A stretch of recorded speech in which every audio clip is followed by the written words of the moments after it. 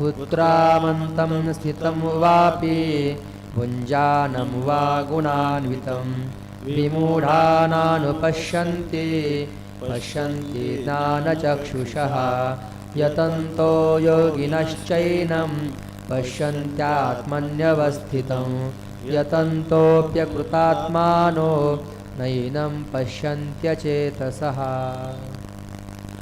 श्रीरङ्गनाथं गुरुराजवर्यं मुमुक्षुणाज्ञानदानैकदक्षं प्रभावती क्षेत्रनिवासिनं नमामि वेदान्तविदां वरिष्ठं साखरे वंशविख्यातं ज्ञानदानपरायणं विनायकं गुरुं नौमि भवबन्धविमुक्तये।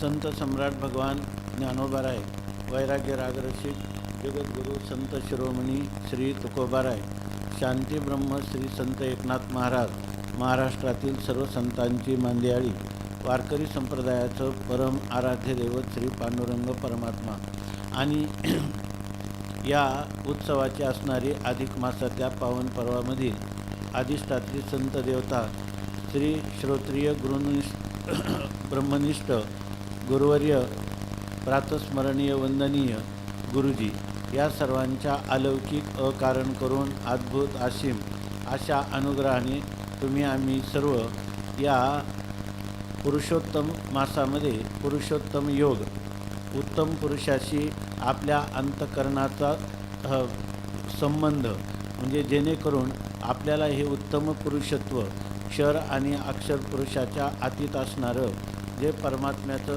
यथार्थ स्वरूप आहे त्या स्वरूपाशी समरस होण्यासाठी या शब्दाचा सूत्राचा अवलंब करून आपण आपल्या स्वरूपापर्यंत जाण्यासाठी यथाशक्ती यथामती या श्रीमद भगवद्गीतेतील जी काही पदं किंवा भगवान संत सम्राट माऊलींनी केलेली टीका याच्या आश्रयाने आपल्या जीवनाचं परम मंगल व्हावं म्हणून आपण प्रयत्नशील आहोत। अंतर्मुख वृत्तीनं पुन्हा या शब्दांचा त्याच्या अर्थाचा विचार करीत आपल्याला ही अर्थरूपता प्राप्त व्हावी अशा प्रकारचे माऊलींच्या करुणेचा वर्षाव आपल्यावर होत आहे। आणि त्यासाठी आपण आत्तापर्यंत 9 श्लोक पाहिले आणि आता 10व्या श्लोकाचा विचार चालू आहे। त्यामध्ये आपण ज्याला अन्वयानुरूप त्याचा अर्थ असा पाहत आहोत। या ठिकाणी भगवत्पूज्यपाद आचार्यांनी या श्लोकाचा अवतरण देत असताना त्याच्यामध्ये 3 आद्यहाराच्या पदाची योजना केलेली आहे। एवं देहगतम देहात उत्क्रामंतम अशाप्रमाणे देहगतम म्हणजे देहात असणारा आणि देहात उत्क्रामंतम ह्या देहातून परत जात असणारा असा जो जीवात्मा आहे तो कसा आहे तर देहगतम देहात उत्क्रामंतम या देहात असलेल्या आणि देहापासून उत्क्रमण करणाऱ्या अशा देहातून निघून जाणाऱ्या आपिवा किंवा स्थितम ह्या देहात असताना भुंजानम शब्दस्पर्शादी विषयांचा भोग घेणारा वा अथवा गुणान्वितम सुख दुःख आणि मोह या गुणांनी अन्वित म्हणजे युक्त असलेल्या या जीवाला हा जो जातो ह्या शरीराला सोडून जातो त्याला विमूढा हा म्हणजे जे मूढ लोक आहेत ज्या लोकांना गुरुकृपेने यथार्थ मी कोण आहे या प्रत्येगात्म स्वरूपाचं ब्रह्मत्वाने ज्ञान झालेले नाही आणि ते ज्ञान करून घ्यावं असंही त्यांना वाटत नाही असे जे लोक आहेत ते ज्ञानचक्षुषाः न अनुपश्यन्ते त्यांना ही ज्ञानदृष्टी जी आहे ती दृष्टी त्यांना प्राप्त न झालेले असे लोक त्याला पाहत नाही परंतु ज्ञानचक्षुषाः पश्यन्ति ज्यांना हा ज्ञाननेत्र प्राप्त झालेला आहे त्यांना मात्र ह्या परमात्म्याचं यथार्थ दर्शन होतं। यतन्तो योगिनः यतन्तः योगिनः च येनं पश्यन्ति आत्मनि अवस्थितं यतन्तः अपि अकृतात्मानः न येनं पश्यन्ति अचेतसः याचा अन्वयार्थ असा आहे यतन्तः योगिनः च येनं अवस्थितं पश्यन्ति यतन्तः अपि अकृतात्मनः अचेतसाः एनं न पश्यन्ति. यतन्तः जे लोक प्रयत्न करतात, परंतु काय आत्मदर्शनासाठी प्रयत्न करतात. यतन्तः योगिनः याला याच्या प्राप्तीसाठी प्रयत्न करणारे योगी म्हणजे अर्थात मुमुक्षु किंवा जे प्रयत्नशील असणारे लोक आहेत ते एनम आत्मनी पश्यन्ति. प्रयत्न करणारे जे योगी मुमुक्षु याला आत्मनी म्हणजे आपल्या ठिकाणी म्हणजे आपल्या बुद्धीमध्ये, आपल्या अंतःकरणामध्ये एनम पश्यन्ति, आपल्या अंतःकरणामध्ये अवस्थितम नेहमी नित्य सिद्ध असणारं असं जे तत्व आहे अंतःकरण अधिष्ठान रूपाने, ते आपल्याला ज्यांना ज्ञानचक्षु प्राप्त झालेला आहे ते मात्र त्याला पाहतात. परंतु काही लोक जे आहेत ते यतन्तःपि जरी प्रयत्न करणारे असले, परंतु म्हणजे प्रयत्न करणारे आणि अधिकारी मागं सांगितल्याप्रमाणे निर्माण मोहाजित संगदोषा असे असतील, गुरुकृपा ईश्वरकृपा प्राप्त असतील, अंतःकरण कृपा प्राप्त झालेली असेल, शास्त्राचा समन्वय त्यांच्या ध्यानामध्ये आलेला आहे, असे जे लोक आहेत ते एनम पश्यती, ते ह्या आत्मस्वरूपाला पाहू शकतात. पण काही लोक आपल्याला प्रयत्न करताना दिसतात, ते यतन्तःपि ते जरी प्रयत्न करीत असले तरी अकृतात्मानः म्हणजे ते अकृतात्मा आहेत. म्हणजे ज्यांचा इथं आत्मा शब्दाचा अर्थ आहे अंतःकरण. अकृतात्मा म्हणजे ज्यांचं अंतःकरण शास्त्रीय रीतीनं शुद्ध झालेलं नाही, म्हणजे शास्त्र सुसंस्कृत अंतःकरणाचा अभाव असणारे अशा प्रकारचे जे लोक आहेत अकृतात्मा त्यांना म्हणतात. आणि अचेतसाः याचा अर्थ ज्यांना चित्त नाही असे नाही, ज्यांच्या ठिकाणी बुद्धीमध्ये विवेक नाही, आत्मा काय अनात्मा काय, ग्राह्य काय त्याज्य काय, सत्य काय मिथ्या काय याचा ज्यांच्या ठिकाणी विचार करण्याची बुद्धीची क्षमता नाही, असे जे लोक आहेत ते अचेतसाः अविवेकी, ज्यांना या ठिकाणी दोन पदार्थांचा विचार विवेक करता येत नाही, पृथक्करण किंवा त्याचं संश्लेष त्याचं विश्लेषण करता येत नाही, असे जे लोक आहेत ते अचेतसाः. असे जे पुरुष आहेत अविवेकी पुरुष एनम न पश्यन्ति, ते याला पाहत नाहीत असं सांगितलं. यावर भगवत्पूज्यपाद भाष्य करतात. उत्क्रामंतम देहं पूर्वपात्तं परित्यजन्तं स्थितं वापि देहे तिष्ठन्तं भुञ्जानं वा शब्दादींश्च उपलभमानं गुणान्वितं सुखदुःखमोहाख्यै गुणैः अन्वितम् अनुगतं संयुक्तम् इत्यर्थः. एवं भूतम् अपि एनम् अत्यन्तदर्शनगोचरप्राप्तं विमूढाः दृष्टादृष्टविषय भोगबलाकृष्टचेताः तया अनेकधा मूढाः न अनुपश्यन्ति अहो कष्ट वर्तते इति अनुक्रोशति च भगवान्. हेतु पुनः प्रमाणजनितज्ञानचक्षुषाः ते एनं पश्यन्ति ज्ञानचक्षुषाः विविक्तदृष्टयाः इत्यर्थः. उत्क्रामंतम पूर्वपात्तं देहं परित्यजन्तं, या ठिकाणी उत्क्रामंत म्हणजे पूर्वपात्त, पूर्वी त्यांना मिळालेला जो देह आहे त्या देहाचा परित्यजन्तं, त्या देहाचा त्याग करणाऱ्या, किंवा स्थितं वापी किंवा देहे तिष्ठन्तं, त्या देहामध्ये राहत असताना, भुञ्जानं वा शब्दादींश्च उपलभमानं, शब्द स्पर्शादी जे विषय उपलब्ध होतात त्यांचा भोग घेणाऱ्या, गुणान्वितम आणि गुणांनी युक्त असणाऱ्या, म्हणजे सुख दुःख मोह या संज्ञेने युक्त असणारे जे गुण आहेत ते गुणांनी अन्वितम अनुगतम संयुक्तम इत्यर्थ. ते गुणांनी अनुगत आहे, त्या गुणांनी युक्त आहे. एवं भूतमपि एनम अत्यंत दर्शन गोचर प्राप्तम. एवं भूतमपि असा जरी असला तरी अत्यंत दर्शन गोचर प्राप्तम, ज्या सर्वथा दर्शनाचा विषय होण्याला आपल्याला सुलभ असणारा, कारण का ते आपलं स्वतःचं स्वरूप असल्यामुळं आपलं स्वरूप हे अत्यंत जवळचं आहे. बाह्य असणारे विषय ते विषयांपेक्षा इंद्रियांपेक्षाही मनापेक्षाही बुद्धी आणि बुद्धीचं अधिष्ठान चैतन्य हे सर्व आपलं स्वरूप असताना आपल्याला दर्शन करणं हे अत्यंत दर्शन करण्याला प्राप्त झालेला अशा आत्म्याला विमूढा, जे मूढ लोक आहेत, म्हणजे जे लोक दृष्टादृष्ट विषय भोग बलाकृष्ट चेतः, ते लोक विमूढ कशामुळे झालेले, तर जे दृष्ट विषय आहेत, म्हणजे ऐहिक शब्दस्पर्शादी आपल्याला प्राप्त व्हावे याच्यामध्ये त्यांचा आकृष्ट चेत झालेला आहे, म्हणजे चित्त आकर्षित झालेलं आहे. किंवा काही लोक इहलोकातल्या भोगाचा किंवा विषय सुखाचा त्याग करतात, परंतु त्यांना अदृष्ट पारलौकिक अशा सुखाची इच्छा अंतकरणात स्वर्गाधिकांची आहे, त्यामुळं ते अनेकदा मूढा, ते अनेक प्रकाराने मूढ झालेले आहेत.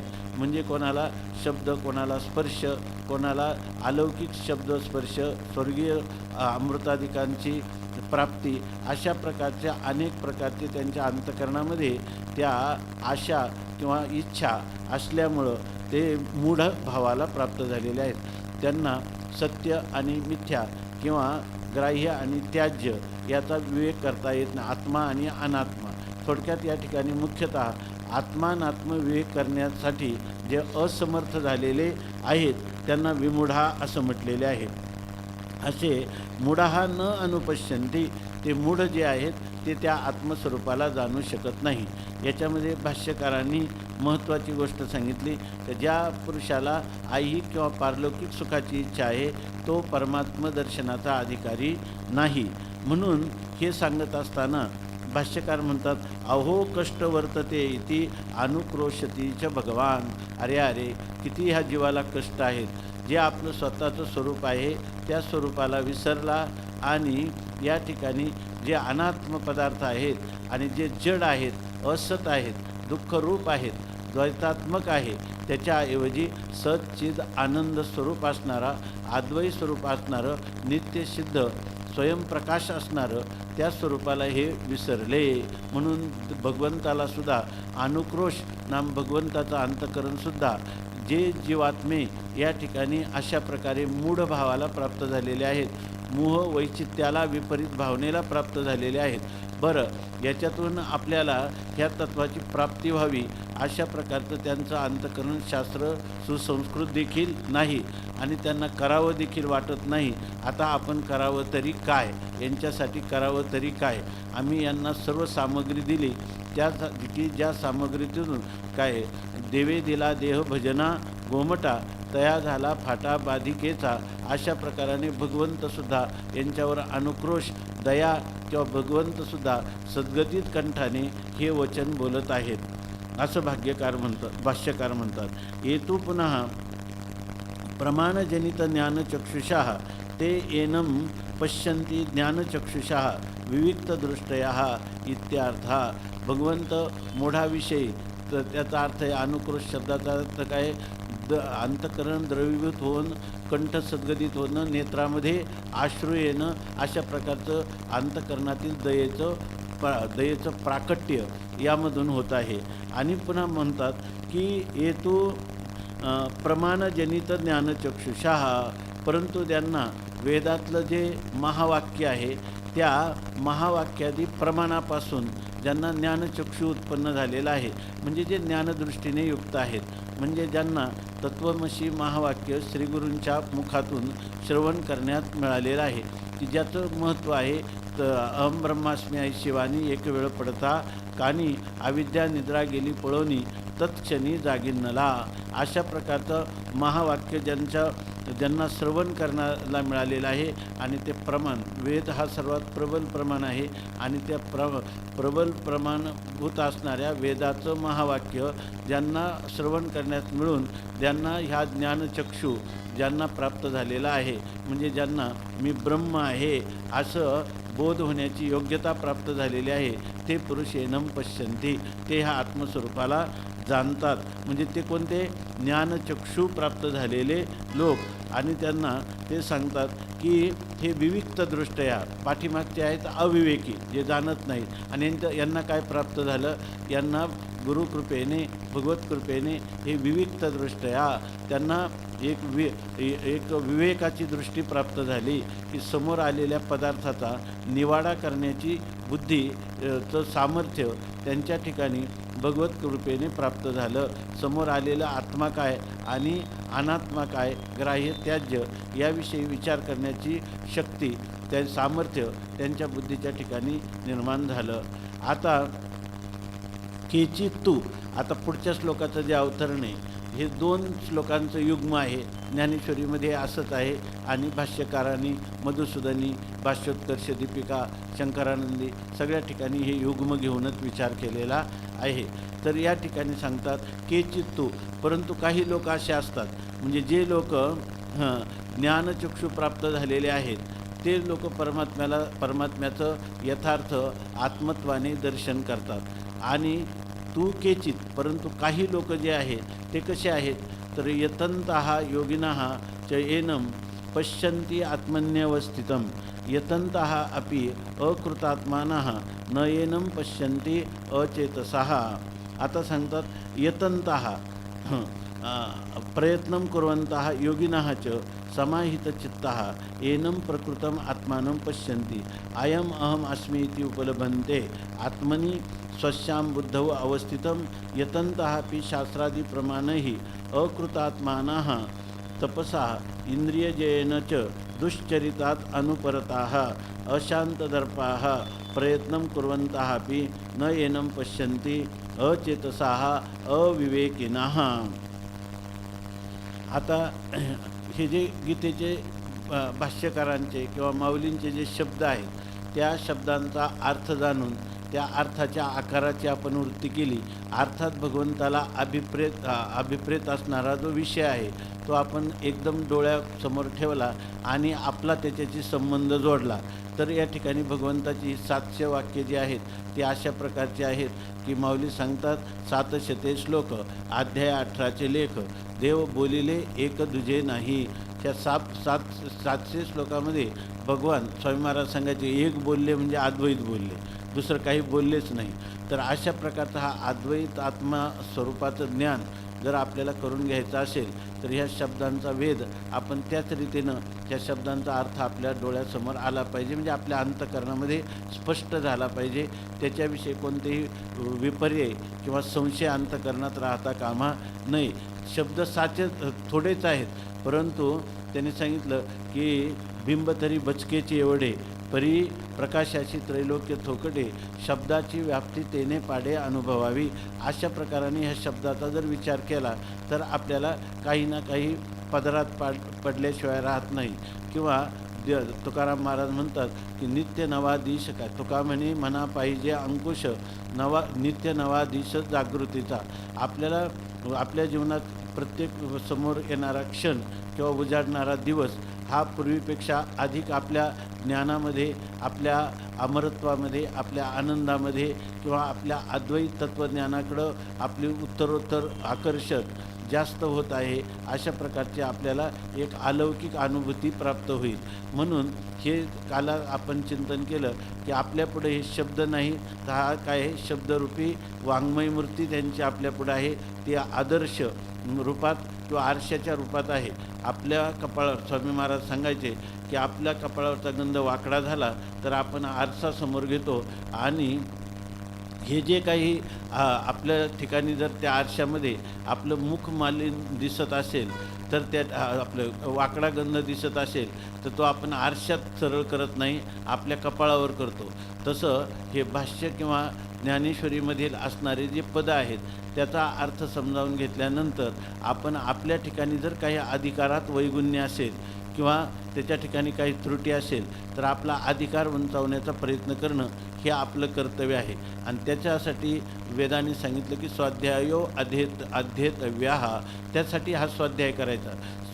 याचं नावच स्वाध्याय आहे. स्वाध्याय याचा अर्थ स्वविषयक अध्ययन, म्हणजे याच्यासाठी हे चाललेल्या ज्या गोष्टी आहेत ह्या गोष्टी केवळ आपल्याला कोणाला सांगायच्या किंवा ऐकायच्या किंवा आपल्या मस्तिष्कामध्ये ज्ञानाची, शब्दाची किंवा शब्दार्थाची, शब्दकोशाची, समन्वयाची केवळ भर टाकायची, याच्यासाठी ह्या गोष्टी नाहीत.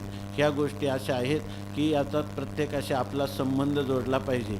आणि स्वाध्याय हे नावच याच्यासाठी ठेवलेलं आहे की आपल्याला आपला आत्मा तळहाताच्या आवळ्याप्रमाणे स्पष्ट व्हावा, यासाठी जी काही ही शास्त्रीय जी शब्दयोजना आहे, ही शब्दयोजना आहात बोलाची वाली फेडीजे आणि ब्रह्माचे अंगा घडीजे, याच्यासाठी ही सर्व योजना आहे.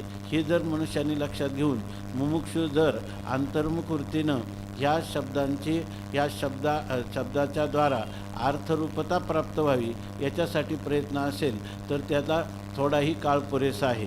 त्याला फार काही लागतं एवढं नाही. म्हणून तुकाराम महाराज म्हणतात, थोडे आहे चित्त साह्य झाली या. जर आपलं चित्त आपल्याला खऱ्या अर्थाने साह्य झालं तर आपल्याला हा परमार्थाचा प्रवास फार थोडा आहे याचा कारण खरोखरच थोडा आहे. स्वामी महाराज तर म्हणायचे की फुलकूस करण्याला जेवढा श्रम आहे एवढे श्रमसुद्धा आत्मज्ञान करण्याला नाही. परंतु कसा असला पाहिजे, हा अकृतात्मा असला, अशुद्ध चित्ताचा असला तर तो अशा पुरुषाला हे प्राप्त होणार नाही. तसंच जर शुद्ध चित्ताचा असला तर त्याला हे अवघड काहीच नाही. त्याला आपलं स्वरूप जे आहे ते त्याला करतला मलकवत इतकं स्पष्ट होतं, इतकं की ह्या समोर असणाऱ्या जे काही आपल्याला नेत्रेंद्रियांच्या द्वारा किंवा प्रत्यक्ष प्रमाणाने जे ज्ञान होतं त्याच्यापेक्षाही श्रुतीनं सांगितलेलं जे महावाक्य आहे त्याद्वारा त्याला ज्ञान होत नाही आत्म्याचं, तो आत्माच होऊन जातो. इतकं त्याचं अयम आत्मा ब्रह्म हे जे महावाक्य आहेत याचा जर विचार केला आणि आपल्याला त्याचं शास्त्राचं मनोगत किंवा श्रीगुरूंनी केलेले संकेत याचं जर आपल्याला यथार्थ अवगम झाला तर आपल्याला ब्रह्माचं ज्ञान होत नाही. ब्रह्मवेद ब्रह्मैव भवती, आपण ब्रह्मरूप होऊन जातो आणि ते आपलं स्वरूप असल्यामुळं ते सर्वात सुगम आहे. परंतु या ठिकाणी खरी वानवा जी आहे ती अधिकाराची वानवा आहे आणि त्याचं कारण इथं काही विलाज नाही. अधिकारी आणि फल यांचा संबंध सांगितला जातो. म्हणून या ठिकाणी आता केचित्तू, परंतु काही लोक जे आहेत त्याच्याविषयी भाष्यकार म्हणतात, यतंतः प्रयत्न कुर्वंतः. यतंता म्हणजे प्रयत्न करणारे, पण त्यांना विशेषण कोणतं दिले, योगिनाः युजिर योगे समाधौ. ज्यांना आपल्या अंतःकरणाची वृत्ती कायम आत्मस्वरूपाच्या ठिकाणीच, म्हणजे आत्मस्वरूप जाणावं, आत्मस्वरूप जाणण्याच्या पूर्वीही त्यांना रात्रंदिवस मला हा आत्मा कधी कळेल, आत्म्याचं ज्ञान मला कधी होईल, अशी ज्यांना रात्रंदिवस तळमळ लागलेली आहे, असे जे मुमुक्ष आहे तेही या योगी शब्दाचा अर्थ आहे. आणि दुसरी गोष्ट, ज्या पुरुषाला आत्मस्वरूपाची ओळख झाली त्यालाही आता अनात्म पदार्थाकार वृत्ती करून त्याच्याकडे जावं वाटत नाही. कारण जो काय तो कांजी केवी शेवी,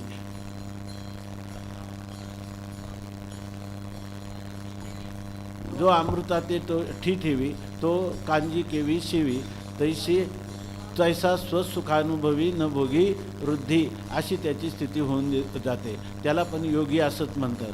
कारण का, जी सिद्धाची लक्षणं असतात ती साधकाची साधना असतात. या रीतीनं भाष्यकार म्हणतात की प्रयत्नम कुर्वंतः, तो प्रयत्न करणारा असा योगी आहे. योगिनाच समाहित चित्ताः, याच्यामध्ये सर्वात महत्त्वाची गोष्ट कोणती असेल तर समाहित चित्ताः, ज्याने आपलं चित्त एकाग्र केलेलं आहे. एकाग्र चित्ताचा पुरुष जर नसेल तर श्रवणामध्ये तो लय, विक्षेप, कषाय, रसास्वाद इत्यादी दोषांनी युक्त होऊन कितीही दिवस श्रवण केलं तरी त्याला आपल्या जीवनामध्ये काही रम्य समाधान किंवा परमाशांतीची वृद्धी होत आहे असं वाटत नाही. कारण स्वामी महाराज सांगायचे की दगड किती दिवस पाण्यात ठेवला म्हणजे बोट चपा होतो, कधीच होत नाही. तर या ठिकाणी आपल्याला जी काय अंतःकरणामध्ये त्याची तळमळ जर असेल आणि तर आपण श्रवणाला प्रवृत्त झालो तर आपल्या ठिकाणी लय नावाचा दोष कधीही नसावा. म्हणजे आपल्याला झोप येते आहे, आपल्या अंतःकरणवृत्ती ग्लानीला प्राप्त झालेली आहे किंवा विक्षेप चंचल झालेले आहे किंवा दृष्टांताधिकाचं रसास्वादन करत आहे, अशा प्रकारचं किंवा लय, विक्षेप, कषाय किंवा आपल्या अंतःकरणातल्या असणाऱ्या ज्या वासना, त्या वासनाला अनुरूप चिंतन ऐकायला मिळालं की आजचं प्रवचन खूपच चांगलं झालं. आणि जर वास्तव ऐकायला मिळालं आणि बुद्धीचं जाड्य असलं तर प्रवचनकाराला प्रवचन सांगता आलं नाही किंवा विषय चांगला चाललेला नाही असं वाटणं. त्यापेक्षा वस्तुस्थिती जी आहे की त्याच्यामध्ये नाथ महाराज सांगतात ही चारही अपाय चुकवावे. या चारही अपायांना चुकून आहो आळूमाळू अवधान द्यावे. येतुलेनी आनंदाचे राशीवरी बसावे. बाप श्रवणेंद्रिया दैवे घातली माळ. अशा प्रकारचं आपल्याला आजी श्रवणेंद्रिया पाहले जे येणे गीता निधान देखिले. ते स्वप्नची परी चुकले साच्या सरीशे. अशा प्रकारचा अतिव आदराने एकाग्र चित्ताने हे जर श्रवण केलं तर याला फार काळ लागतो असं नाही. या ठिकाणी स्वामी महाराज सांगायचे एका मुलीचं लग्न झालं आणि ती 2 वर्षांनी घरी आली, माहेरी आली तर तिच्या कडेवर मूल होतं. शेजारच्या बाईनं विचारलं की हे मूल कोणाचं? तिनं सांगितलं हे मूल माझं आहे. तर तिनं सांगितलं शक्यच नाही, माझं लग्न 25 वर्ष झालं तरी मला अजून मूल नाही आणि तुला 1 वर्षातच मूल घेऊन तू येणं कसं शक्य आहे? वास्तविक हा तिचा काय आहे? अनुभव आहे. त्याप्रमाणे या ठिकाणी ही जर या ठिकाणी वंध्या असेल तर तिला किती दिवस गेले तरीसुद्धा तिला मूल झालं नाही. याचा अर्थ असा नाही का लग्नानंतर अमक्या दिवसांनी मुलगा होतो. जर आपण या ठिकाणी काना वचनाची भेटी सरिसाची पै किरीटी वस्तू होनी उठी कवनू एकरुजो.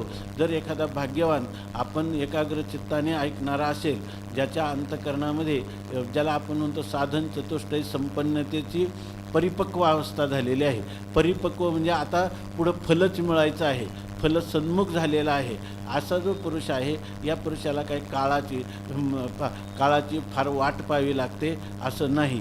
म्हणून या ठिकाणी देश काळ वस्तू ह्याच्या संबंधाने आपणच स्वतः परिच्छिन्नता मानून पुन्हा आपण बांधवीला गळा आणि असं म्हणतो की याला मोठा काळ लागतो. मनुष्याला उदाहरणं द्यायला बरी वाटतं पंचदशीकारांची. कालेन परिपच्यन्ते कृषी गर्भादयो यथा किंवा कृषी गर्भादयो यथा. वास्तविक याला काळ वगैरे नाही. इथं काळ काय आहे? आपण केलेली कल्पना आहे. त्यामुळं त्याच्यामध्ये दीर्घ आणि ह्रस्व असा काही प्रकार नाही. आपण जो खरा महापुरुष किंवा अधिकारी पुरुष आहे त्याने जर तो अत्यंत श्रद्धातिशयाने संपन्न असेल तर श्रद्धावान लभते ज्ञानम. अशा प्रकारे तत्परः संयतेंद्रिया ज्ञानम लब्ध्वा पराम शांतीम अचिरेन अधिगच्छति. या ठिकाणी त्या रामसुखदासजींनी आपल्या चिंतनात अचिरेन असं लिहिलेलं आहे. तर त्या एक सूत्र आहे व्याकरणाचं, मला आता आठवत नाही, की ते असं सांगतं की तत्काल होतं. याला काही काळाची मार्गाध्वन काय ते मार्गाध्वनवर अत्यंत संयोगे असं एक व्याकरणातलं सूत्र आहे. कालाध्वनवर अत्यंत संयोगे. त्याला काही काल जास्त लागतो आणि मार्ग फार मोठा कठीण, त्याला दीर्घकाल कष्टपूर्वक मार्गाक्रमण करावं लागतं असं मात्र नाही. अशा प्रकारची ही स्थिती आहे. म्हणून इथं आपण म्हटलं तर बऱ्याच काळाने लागतो आणि हे काही इतकं सोपं आहे का? मग ते अवघड आहे. आणि जर म्हटलं सोपं आहे तर एकदम सोपं आहे. आणि सगळ्यात सोपं जर असेल आपल्या जीवनामध्ये तर खऱ्या अर्थाने ब्रह्मज्ञान हे सर्वात सोपं आहे. आपल्याला जेव्हा अधिकार नसेल तर ते दूर आहे आणि अधिकार असेल तर जवळ आहे. उपनिषदांनी स्पष्ट सांगितलं, कालच आपण पाहिलं काय, यद्दुरम तद्दुरम तद्वंतिके. ते अतिशय दूर आहे आणि अधिकारी असला तर त्याला अत्यंत समीप आहे, आपलं स्वरूप आहे. माणसं जगाचा विचार करण्याला भरपूर कष्ट आहे. आपण ह्या खगोल भूगोल इतिहास म्हणजे शेकडो हजारो वर्षापूर्वी घडलेल्या घटना ज्या आपण पाहिल्या नाही त्याचे निर्णय आपण करू शकणार नाहीत. किंवा हे खगोल जे शास्त्र आहे हे आकाशच जर तुम्हाला संपूर्ण आकाश पाहायला गेलं तर तुम्हाला ते कडईसारखं वाटतं. हा भ्रम जायचं म्हणजे त्याचं स्पष्टीकरण होणं अवघड आहे. निळा रंग का दिसतो? तुम्हाला भौतिकशास्त्राच्या दृष्टीनं किती संशोधन करा तरीसुद्धा याची निश्चित उत्तरं देता येत नाही. पण आत्मा हे आपलं स्वरूप आहे. आपलं सद्रूपत्व, चिद्रूपत्व, आनंदरूपत्व, अद्वयत्व, ब्रह्मत्व हे सहजच सिद्ध असणाऱ्या गोष्टी मुळातच सिद्ध आहेत, स्वतः सिद्ध आहेत. पुन्हा त्यांच्या ज्ञानासाठी काही दुसरं काय करायचं नाही. ते ज्याचं ज्ञान करून घ्यायला निघालो ते स्वयंप्रकाश पण तसंच आहे. बरं, ते परमप्रीतीचा विषय पण आहे. जे तुम्हाला जीवनात आशा आकांक्षा घेऊन तुम्ही जीवनाचा व्यवहार करता की मला अमरत्व पाहिजे, मला ज्ञान पाहिजे. अज्ञान म्हणणं कोणाला आवडत नाही आणि मरावं कोणाला वाटत नाही. आणि दुःख मज लागी दुःख व्हावे, ऐसे कोणी भावे ना जीवे. तर फक्त वेदांत विचार करताना करण्यासाठी साधू पुरुषांच्या संगतीमध्ये सत्शास्त्राचं अध्ययन केलं की ह्या गोष्टी एकदम स्पष्टच आहे. तुमचं स्वरूपच आहे आणि ते तुम्हाला आवश्यक आहे, तुमची ती इच्छा आहे, पण तुम्ही जाणून बुजून डोळे झाकून दुर्लक्ष करता.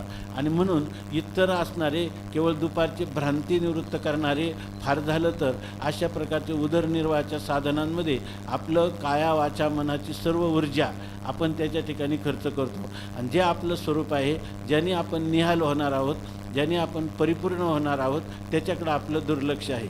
भगवान माऊलींची आपल्यावर अपार करुणा आहे की आपण ह्या वायुमंडलामध्ये आहोत आणि या वायुमंडलामध्ये भगवती ज्ञानेश्वरी, तेही पुन्हा आपल्या मायबोलीमध्ये, आणि तेही पुन्हा मायेच्या ममतेने माऊली आपल्याला आपलं वाढपोट करून आपल्याला पोटात घेऊन मायेच्या ममतेने आपल्याला सांगतात. आणि एवढं करूनही जर आपल्याला हे साधलं नाही तर तेथे कोणाचे कायबा गेले, ज्याचे त्यानेच्या अनहित केले, अशा प्रकारची स्थिती आहे.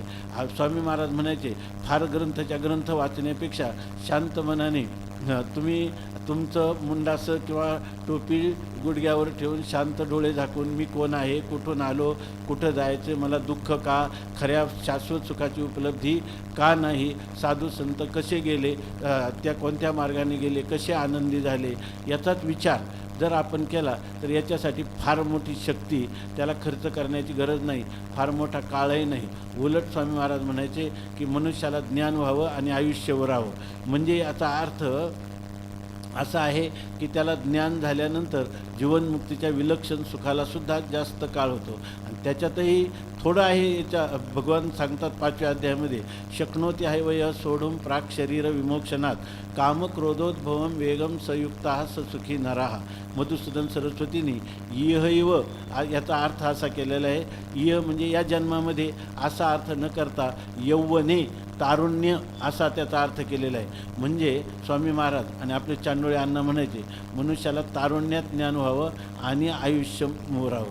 हे महात्मे बालपणीच बाल अवस्थेतच गुरुजींच्या जवळ राहिले आणि त्या कृपेने त्यांना जो काही बोध झाला, आता जीवनमुक्तीचं विलक्षण सुख भोगायला काळ मिळाला. तसं या ठिकाणी तारुण्यामध्ये जोवरी असे तप्तला आलं लोखंड, त्यांनी सांगतात येईल आकारास कसे झाल्यावर मग ते थंड. लोखंड तापलेलं आहे, त्याच वेळेला त्याला आकार येतो. त्याप्रमाणे तारुण्यातच हे ज्ञान मिळवण्याची सर्व ज्या वेळेला आपल्या ठिकाणी बुद्धीची इंद्रियांची क्षमता असते, तर त्यावेळेला म्हणतात थोडा कामक्रोधाचा वेग सहन केला तर शक्नोती हैवय सोडून काय शक्नोती हैवय सोडून प्राक शरीर विमोक्षणात. ह्या शरीरपाताच्या पूर्वी जर आपण ह्या गोष्टीचा त्याग केला तर आपल्याला हे संपूर्ण सुलभ आहे. शक्नोती हैवय सोडून प्राक शरीर विमोक्षणात कामक्रोधोद्भवम वेगम. तर कामक्रोधाचे वेग फक्त आपल्याला सहन करायचे आणि सत्संगतीमध्ये सत्शास्त्राचं अध्ययन, अंतर्मुख वृत्ती हे जर असले तर कलियुगातही जरी आपला जन्म असला तरी यांचं काहीही आपल्यापुढं चालत नाही. खरं असावं, खरं असलं तर त्याला काही चालत नाही. आणि हा पुरुषाला भगवान म्हणतात 6 सुखी, 6 योगी आणि 6 नराहा.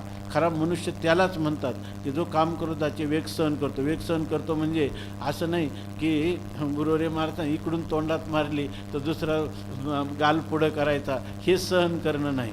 सहनम सर्व दुःखानम अप्रतिकारपूर्वकम. या ठिकाणी कामक्रोधाचे वेग जे आहेत तर त्यांना सहन करत असताना आपल्याला त्यांचं निरोध करण्याचंही आपल्या ठिकाणी सामर्थ्य असलं पाहिजे किंवा तेवढं वैराग्य आपल्या अंतःकरणात पाहिजे. कारण वैराग्य वाचून काही विरक्ती वाचून काही ज्ञानाशी तगणीची नाही, ही गोष्ट आपल्या लक्षात पाहिजे. वितरागते सारिखा जोडून ठेविला सखा, जो आगवियाची भूमिका सवे चाले. अशा प्रकाराने शुभेच्छेपासून तर उन्मनी अवस्थेपर्यंत वैराग्य नावाचा मित्र आणि विवेक नावाचा मित्र आपण जर जोडले, विवेकासहित वैराग्याचे बळ धगधगीत ज्वाळ अग्नी विवेकासहित वैराग्याचे बळ धगधगीत ज्वाळा अग्नी जैसा अशा प्रकाराने आपण आपल्या जीवनाची वाटचाल केली तर हे भाष्याचे असणारे एकदम प्रसन्नम गंभीरम भाष्यम. ज्ञानेश्वरीचा प्रश्नच नाही. जनाबाई काय सांगतात, भाव अक्षराचे गाठी ब्रह्मज्ञाने जे गोमटी ते हे माये ज्ञानेश्वरी संत जना माहेश्वरी. ज्ञानेश्वर मंगळमणी सेवा करी दासीजनी. ह्याचा सेवा करणं म्हणजे याचा वारंवार केवळ आपण अध्ययन जरी करत स्वाध्याय जरी करत राहिलं, एक प्रदक्षिणा जपाची आपण नेहमी माऊलीनं सांगितलेलं आहे. एक प्रदक्षिणा जपाची या बाहेरोनी करीती या एक ते श्रवण मिशे छाया सेविती जयाची. एक ते अवधानाचा पुरा वेळा पाऊड भितरा घेऊन रिगती गाभारा आत्मज्ञानाच्या अर्थज्ञानाच्या ते निजबोधे वरावरी भेटती आत्मया श्रीहरी परी मोक्ष प्रासादी सरी सर्वा हे आथी. अशा प्रकारचा हा अलौकिक ग्रंथ आपल्यासाठी अवतीर्ण झालेला आहे. या भूमंडलावर खरा मराठी भाषेवर महाराज माऊली किती ह्या मराठी भाषेचं माध्यम घेऊन जे महाराष्ट्रात जन्माला आलेले आहेत त्यांच्यासाठी ही कृती करून ठेवलेली आहे. आता आम्ही एक परवाच आले, इंग्लिशमधून ज्ञानेश्वरी आहे, तिचे 5 खंड आहे, 6,000 रुपये तिची किंमत आहे. आणि काही लोक इंग्लिशवाले असतात ना, आम्ही म्हटलं कोणी आले तर त्यांना असे ग्रंथ देता येईल किंवा त्यांना सुचवता येईल, हे ग्रंथ आहेत, तुम्हाला जरी मराठी कळत नाही. तर मी 4-5 दिवसापासून पाहतो थोडं त्याचं. तर त्याचं असं आहे की एकही भाव माऊलींचा अभिप्राय जवळजवळ जसाच्या तसा त्याच्यात कुठंच आला नाही. म्हणजे एखादा जर त्या अनुवादाचा आश्रय घेऊन म्हटला आपल्या आत्मस्वरूपापर्यंत जाऊ आणि केवळ स्वाध्यायाचे इथं करता येईल, एक प्रदक्षिणा जपाची, त्यांनी जर त्या इंग्लिशमधल्या किती जपाच्या प्रदक्षिणा केल्या तरी त्याला काही फार परिपूर्ण तरी त्याला प्राप्त होणार नाही, त्याच्या जीवनाचं उत्थान झाल्याशिवाय राहणार नाहीत. कारण तर ते माऊलींचे शब्द आहेत किंवा माऊलींचे विचार आहेत. परंतु हे मराठी भाषिकाचं सर्वात मोठं भाग्य आहे की त्याला निजबोधे आत्मया श्रीहरी उराउरी भेटती एवढं भाग्य या ग्रंथारी भाव धरून या वाची ज्ञानेश्वरी एवढं भाग्य आपल्याला प्राप्त झालेलं आहे. तेव्हा इथं हे सांगतात, एक प्रयत्न करणारे जे लोक आहेत ते मला जाणतात, जे एकाग्र चित्ताचे आहेत, ज्यांच्या ठिकाणी श्रवणाविषयी अनुराग अंतकरणामध्ये आहे, सश्रद्धा आहेत आणि विवेक वैराग्य संपन्न आहेत, ते मात्र याला पाहतात. परंतु काही लोक असे यतंतापि प्रयत्न करतात, परंतु अकृत आत्मानं आत्मशब्दाचा तिथं अंतकरण. अकृत आत्मा म्हणजे ज्यांचं अंतकरण शुद्ध झालं नाही. अंतकरण शुद्ध म्हणजे कसं आहे, आपल्या मनाने कल्पना करून अंतकरणाची अशुद्धी आणि शुद्धीची कल्पना करता येत नाही किंवा साधनं आपल्या मनाने निवडता येत नाही. जी वेदाने सांगितलेली आहे अशुद्ध चित्ताची लक्षणं, की ज्या चित्तामध्ये अजून पापवासना अंतकरणामध्ये आहे त्या चित्ताला असंस्कृत चित्त असं म्हणतात. किंवा जर एखाद्याला ह्या असंस्कृत चित्त आपलं त्यात हा दोष जर घालवायचा असेल तर त्या चित्ताचं जे संस्कार करायचे ते सुद्धा वेदविहित असे असले पाहिजे. वेदाने त्याच्यासाठी सांगितलं की निष्काम कर्मयोगाचं आचरण करा. चित्ताचा विक्षेप आहे तर तुम्हाला निष्काम उपासना करा अशा प्रकारे सांगितलं. जर तुम्हाला आवरणभंग करायचा असेल तर तद्विधी प्रणिपातेन परिप्रश्नेन सेवया. पुन्हा काल सांगितल्याप्रमाणे आत्मावारे द्रष्टव्या श्रोतव्या मंतव्या निधिध्यासितव्या असे जे शास्त्रांनी सांगितलं आणि त्या शास्त्र संस्काराने संस्कारित किंवा संस्कृत ज्याचं चित्त झालेला आहे असा जो पुरुष आहे तो जाणू शकतो. पण अकृतात्माना जे अकृतात्मा पुरुष आहेत ते याला जाणू शकत नाही. ते म्हणून सांगतात की ह्या प्रकृतम आत्मानं समाहित चित्ता, शुद्ध चित्ताचे पुरुष या प्रकृतम आत्मानं, आता ज्याचं प्रकरण चालू आहे असा जो आपला असणारा स्वतःचा आत्मा, त्या आत्म्याला कसं जाणतात की त्या आत्म्याला घटपटासारखं जाणत नाही तर अयम अहम अस्मी. तो जो आत्म्याचं वर्णन चाललेलं आहे तो आत्मा दुसरा तिसरा कोणी नसून तो मी स्वतः आहे अशा प्रकारचं उपलब्धी त्यांच्या बुद्धीमध्ये होते. म्हणजे बुद्धिनिश्चय आत्मज्ञान ब्रह्मरूप भावी आपण अशी त्याची स्थिती होते. स्वश्याम बुद्धव अवस्थितम, आणि ती उपलब्ध बनते. हा आत्मा उपलब्ध कुठं होतो, तर आत्म्याच्या उपलब्धीचं स्थान आहे स्वस्मिन बुद्धवू, आपल्या बुद्धीमध्ये, आपल्या अंतःकरणामध्ये तो आत्मा उपलब्ध होतो. आणि असंस्कृत चित्त हा जे लोक आहेत, ज्यांना शास्त्रादीप्रमाणेही अकृतात्मनः, जे अकृतात्मा पुरुष आहेत, जे शास्त्रादी प्रमाणाने म्हणजे उपनिषदांचा आधार घेऊन, सत्शास्त्राचा आधार घेऊन सत्संगामध्ये जे श्रवण करतात, तर त्या पुरुषांना महावाक्याच्या द्वारा जर त्यांचं चित्त सुसंस्कृत असेल तर त्यांना त्यांच्या अंतःकरणात आत्म्याची उपलब्धी होते. आणि अकृतात्मना, आणि अकृतात्मा पुरुष कोणते, तपसा इंद्रिय जयेन च दुश्चरिरात अनुपरताः, आपण काही तप करावं लागतं, जे तप कायिक, वाचिक किंवा मानसिक अशा प्रकारचं तप करत नाही. नंतर इंद्रिय जयेनच, आणि इंद्रिय जय जे करत नाही, म्हणजे इंद्रियांना जे स्वैर विषयांमध्ये संचार करतात, पामर किंवा विषयी अशा स्वरूपाचेच आयुष्यभर जीवन करतात. इहलोकातलं आणि परलोकातलं जे सुख आहे ते सुख कोणी शास्त्राप्रमाणे त्या ठिकाणी अनुष्ठान करून त्याची इच्छा करतो, तर कोणी आपल्या मनाने स्वैरपणाने मनाला सोडून विषय हेच आपल्या जीवनाचं मुख्य ध्येय आहे, असे लोक जे आहेत. आणि जे दुश्चरितात अनुपरताः, आणि जे ज्यांचं चरित्र जे आहे ते दूषित आहे, याचाच अर्थ की जे शास्त्राने सांगितलेले नियम आहेत त्या नियमांचं पालन करत नाही, ज्यांचं चरित्र किंवा ज्यांचं जीवन म्हणजे ज्यांचा आचार, ज्यांचा विचार आणि ज्यांच्या भावना यांचं शुद्धीकरण झालेलं नाही. भावनांचं शुद्धीकरण उपासनेने होतं. नंतर आपल्या असणाऱ्या जे काही क्रिया आहेत त्या क्रियांची शुद्धी ही निष्काम कर्माने होते. आणि या ठिकाणी त्यांचं असणारं जे आवरणभंग व्हायचं असेल तर त्याच्यासाठी साधन आहे तत्त्वज्ञान करून घेणं. ह्या गोष्टी जोपर्यंत ही साधनं ज्याच्याकडून होत नाही त्यांचं ते लोक दुश्चरितात अनुपरताः, त्या दुश्चरितापासून उपराम पावलेले नाही, दूर गेलेले नाही. त्यांना उलट असं वाटतं की आपल्याला दुश्चरित्र जरी आपलं असलं तर आपल्याला मन मानेल तसा विषयांचा भोग घ्यावा, आणि शिवाय आपल्याला तत्त्वज्ञानही व्हावं आणि तत्त्वज्ञानाचं फलही मिळावं असं त्यांना वाटत असतं. पण संसार परमार्थ संपादिन दोन्ही एकही निदानी न घडे त्याशी, काय दोही पेवावरी ठेव जाता हात, होय अपघात शरीराचा, तुका म्हणे त्याशी दोहीकडे धक्का, शेवटी तो शेवटी नरका माझी पडे, अशी त्याची स्थिती आहे.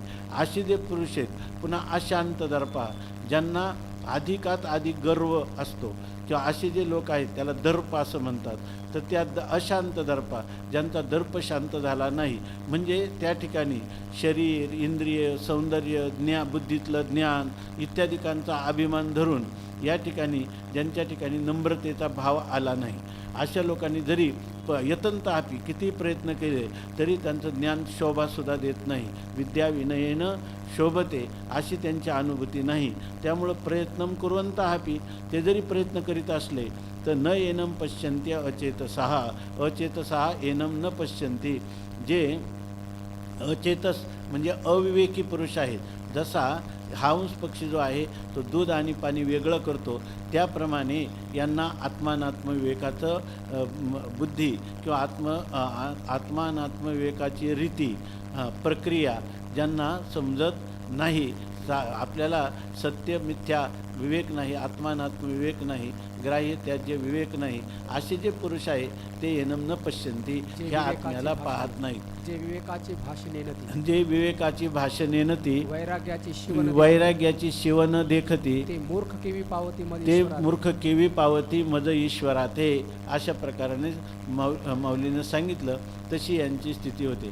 हे सगळे शब्द ऐकल्यानंतर आपल्याला असं वाटायला पाहिजे की मला मूर्ख माऊली म्हणतात. माऊलींचं अंतःकरण इतकं त्या मृदू असताना देखील मूर्ख शब्द मला ऐकायला नको. या ठिकाणी माऊलींना आवडणारा साधक समाहित चित्तच मी झालं पाहिजे, अशा प्रकारची ही योजना आहे. म्हणून या ठिकाणी आपण हे भाष्य पाहिलं. आता या संबंधाने मधुसूदन सरस्वतींचं काही चिंतन आहे. आपलं थोडा वेळ राहिला तर आपण पाहू, काही थोड्याशा ओव्या पाहू.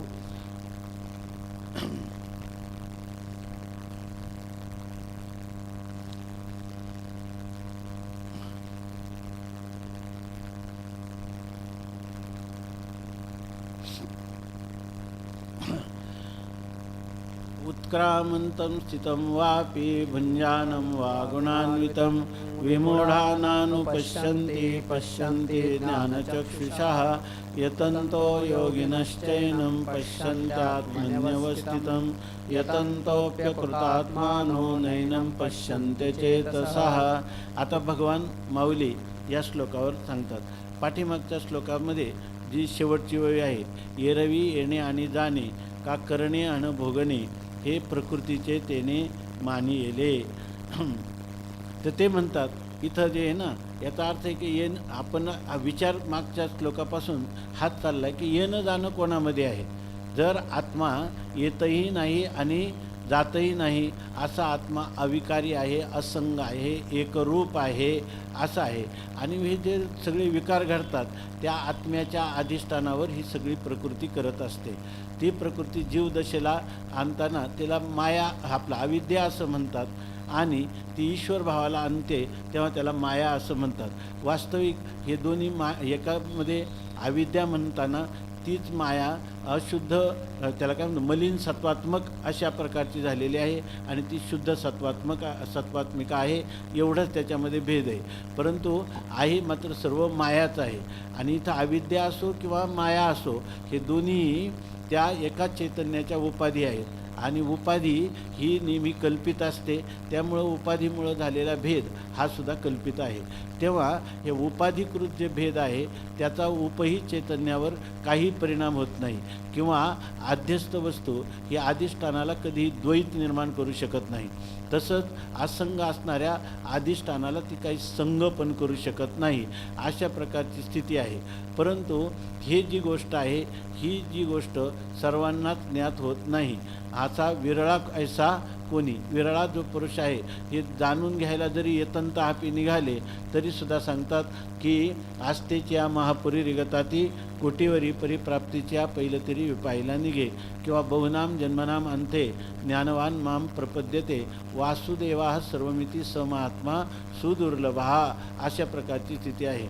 आणि या ठिकाणी जे लोक जाणण्याला प्रवृत्त जरी झाले तर ते येणं जाणं कोणामध्ये, आपण आता विचार करीत आलो की येणं आणि जाणं दोन प्रकारचं आहे. जाणं येणं हा शब्दप्रयोग जो आहे, आपलं जीवन जर पाहिलं तर आपल्या जीवनातल्या जेवढ्या क्रिया आहेत, म्हणजे ग्रहण आणि त्यागाच्या, काही गोष्टी ग्रहण करतो किंवा त्याग करतो, तर त्या जर पाहिलं तर शब्द, स्पर्श, रूप, रस आणि गंध पंचविषया संबंधानेच पंचेंद्रियांचे सगळे व्यवहार चालू आहेत. कोणते सगळे पंचविषय जर सोडलं तर जीवनात काय आपल्या आहे. सुषुप्तीमध्ये समजा आपण ज्या वेळेला अंतःकरण वृत्ती अज्ञानात लीन होते त्यावेळेला ही इंद्रियांचे व्यवहार बाहेरून थांबल्यासारखे वाटतात, पण बीजरूपाने अज्ञानामध्ये ते सर्व लीन झालेले असतात. पुन्हा उठलं की सुरूच झालं. नाहीतर माऊली तर म्हणतात, आम्ही त्याला काय म्हटलं असतं, स्वरूप स्थितीच म्हटलं असतं. साचची पडती वेरा जरी न येता स्वप्न जागरा तरी ब्रह्मभाव साचोकारा म्हणून येता. याचा अर्थ आपल्याला हे जे गोष्ट आहे, दिवसभरचा आपला व्यापार आणि स्वप्नातला व्यापार, जागृती आणि स्वप्न हे दोन्हींचा जर खरा विचार केला तर एकच सत्ता आहे, प्रातिभाषिक सत्ता आहे. या ठिकाणी आपल्याला जर हे गुरुकृपेने ज्ञात झालं तर त्याच्यामध्ये आपलं काय सगळ्या क्रियाच चालू आहेत, दुसरं काही नाही. शारीरिक क्रिया, मानसिक क्रिया, बौद्धिक क्रिया, या क्रियाच चालू आहेत आणि त्या सगळ्या विषयांसंबंधाने आहे. म्हणजे अंतःकरणवृत्ती कधी विषयांकडं जात असते आणि विषयाशी संबंधित होत असते. फक्त इंद्रियांच्या द्वारातून जाऊन हा सगळा व्यवहार होत असतो. म्हणजे एक जाणं येणं आहे, म्हणजे शब्दस्पर्शादी विषयांकडं अंतःकरणवृत्ती जात आहे. आणि कधी कधी प्रतिकूल वाटलं त्याच्याकडून काय होते, परान्मुख होत आहे. आणि जेव्हा ती अत्यंत थकली आणि त्या दिवसाचं प्रारब्ध संपलं का ती आपल्या कारणामध्ये लीन होत असते. याच्या पलीकडचं आपलं जीवन काय आहे? आपलं जीवन म्हणजे तरी काय आहे? जागृती, स्वप्न आणि सुषुप्ती या तीन अवस्था आहेत आणि त्या तीनच अवस्थांचा अभिमान धरून ते विश्व तेजस प्राज्ञांचा व्यवहार चालू आहे. याच्या पलीकडं काय आहे? दुसरी एक गोष्ट आपल्याला प्रामुख्याने दिसून येते, ती म्हणजे हे जन्ममरणाचा एक व्यवहार आपल्याला लक्षात येतो. त्यात नेमकं जन्म काय आणि मरण काय याच्याविषयीचा आपण आता विचार केलेला आहे आतापर्यंत, की स्थूल शरीराला सूक्ष्म शरीर एक सोडून जातं, त्याचं नाव म्हणतात मरण, आणि ते सूक्ष्म शरीर जेव्हा स्थूल शरीरात प्रवेश करतं त्याचं नाव आहे जन्म. म्हणजे येणं आणि जाणं. पण हे सगळं येणं आणि जाणं आहे कोणाचं? ते सगळं प्रकृतीचं आहे. आत्मा असंग निर्विकार रूपाने आहे. ह्या अवस्थांचा विचार जरी आपण केला, कोणत्या शब्दादी विषयाकडे असणारी प्रवृत्ती, किंवा जन्म आणि मरण, बोला काही वाटलं तर, जन्म आणि मरण यांचा जरी आपण विचार केला तरी या ठिकाणी येणं जाणं जे आहे, आपण म्हणतो पंचदशीमध्ये सांगितलं, शब्दस्पर्शादयो वेद्या वैचित्यात जागरे पृथक ततो विभक्ता तत्समित ऐक्यरूप्यान न भिद्यते. आपण जर पाहिलं तर ह्या सगळ्या अवस्था येणाऱ्या जाणाऱ्या आहेत, पण ह्या सर्व अवस्थांचा जो प्रकाशन करणारा जो मी आहे तो मात्र नित्य एकरूपच आहे. अर्थात त्याच्यामध्ये तुम्ही जरी त्याला त्याच्यावर किती माथी मारलं का हा करता आहे, भोगता आहे, सुखी आहे, दुःखी आहे, आणि तुम्ही केवळ अंतर्मुख झाले, पण अंतर्मुख म्हणजे कोणता? शास्त्राच्या पद्धतीनं जर तुम्ही चिंतन केलं तर तुमच्या लक्षात येईल. स्वतंत्र, आता काही लोक म्हणतात, खूप मोठे मोठे विद्वान, बुद्धी प्राधान्य देणारे लोक आहेत, आणि त्यांनी असं विधान केलेलं आहे की उपनिषदांची गरज नाही, गुरूंची सुद्धा जीवनामध्ये गरज नाही. मनुष्य अंतर्मुख झाला तर त्याला हे सर्वांचं साक्षीत्व त्याला करता येतं, द्रष्टे पण करता येतं त्याला, आणि त्याला आपल्या स्वरूपाचं ज्ञान होऊन तो मुक्त होतो. हीच जीवनमुक्ती आहे असं ते म्हणतात. परंतु खरं सांगा की या ठिकाणी त्या पुरुषाला किती जरी तो अंतर्मुख झाला तरी त्याला जे साक्षीत्व केलं, त्या साक्ष्य पदार्थ जे आहेत ते मिथ्या आहेत हे ज्ञान झालं नाही. आणि समष्टी कार्यप्रपंचाचं आणि कारणाचं अधिष्ठान आणि माझ्या अंतःकरण किंवा अविद्येचं अधिष्ठान हे एक आहे, हे तत्वमसी महावाक्य उपनिषदातलं श्रवण केलं नाही तर त्याला ज्ञानाचं साधन आहे का? खरं त्याला पूर्णपणे त्याला असंगो ही अयम पुरुषा सांख्य पण म्हणतात, म्हणून त्यांना काय त्या असंग निर्विकार ब्रह्माचं आत्मत्वाने ज्ञान होईल का? व्हायला दुसरं काही साधनच नाही. त्या ठिकाणी तत्वमसी महावाक्याचं श्रवण झालंच पाहिजे. औपनिषदीय जी काही प्रक्रिया आहे त्या प्रक्रियेतूनच त्याला जावं लागेल, अशा प्रकारची स्थिती आहे. तिथं ह्या आपण चिंतन याच्यासाठी करतो की ह्या मागच्या ओळीमध्ये माऊली म्हणतात एरवी येणे आणि जाणे. आता येणं आणि जाणं जे होतं हे सगळं प्रकृतीच्या कार्यामध्ये होतं. येणं आणि जाणं हे करणे हन भोगणे, किंवा आपलं जेवढं कर्तृत्व आहे ते कर्तृत्वसुद्धा कुठे आहे? आत्म्याच्याच अधिष्ठानावर आहे. आत्म्यामध्ये कर्तव्य आहे. आत्मा तर त्याचं विवर्तोपादान कारण आहे. प्रकृती ही परिणामी उपादान कारण होऊन त्या हा सर्व कर्तृत्व भोक्तृत्वाचा चाललेला हा विलास आहे. आणि या ठिकाणी येणं आणि जाणं हा सध्या सगळा आभास आहे, कोणाच्या? प्रकृतीच्या परिणामाचा आहे. किंवा चांगलं सांगा बोला, किंवा म्हणायचं म्हटलं तर काय, ही ईश्वराची लीला आहे. आणि तो ईश्वर नित्य सर्वज्ञ आहे आणि त्याचं ज्ञान नित्य आहे. त्यामुळं जीवाने कारण नसताना त्या ठिकाणी मी माझं आहे असं म्हणून गेला. हे का तेच आहे, तेच सांगायचे. प्रकृती करवी कर्मे आणि ते म्या केली म्हणे भ्रमे, अशा प्रकारची स्थिती झाली. हेच माऊली सांगतात, एरवी येणे आणि जाणे. उपासनेमध्ये सर्व परमात्म्याचा विलास आहे म्हणतात, तर तो भक्त कसा राहतो? तो जवळजवळ त्याला त्या असंग रूपाने तो राहतो. आणि या ठिकाणी तत्त्वज्ञ पुरुषाला त्याचं सर्वच रहस्य कळलं आहे. त्यालासुद्धा या कर्तृत्वाचा भोक्तृत्वाचा भार सहन करावा लागत नाही. परंतु ज्या पुरुषाला या ठिकाणी अनात्मा असणाऱ्या देहादी प्रपंचाला मी असं म्हणतो, त्याला हे प्रकृतीचं कार्य वाटत नाही. त्याला मी याचा करता आहे, मी भोगता आहे, मी जन्ममरण धर्मवान आहे, मी बद्ध आहे, मला मुक्त व्हायचं आहे, या सगळ्या धारणा त्याच्या ठिकाणी राहतात. म्हणून एरवी येणे आणि जाणे का करणे आणि भोगणे हे प्रकृतीचे ते नेमाने येले. आता ते म्हणतात हे चालले काय की जीवात्म्याचं वर्णन चाललंय, आणि ते म्हणतात हे त्याने प्रकृतीचे मानी येले. त्याने प्रकृतीचं मानलं याचा अर्थ इथे काय करावं लागेल? एका पदाचा अध्याहार करावा लागेल. हे आहे प्रकृतीचं, पण त्याने आपल्या ठिकाणी आहे असं मानलं, असा अर्थ घ्यावा लागेल, आहे की नाही? त्याने प्रकृतीचे मानिले, मग हा आत्मा तो आत्मा याच्या ठाईन देखील देईचा धर्म देई असं मानलं, मग त्याचं जीवत्व कसं सिद्ध होईल?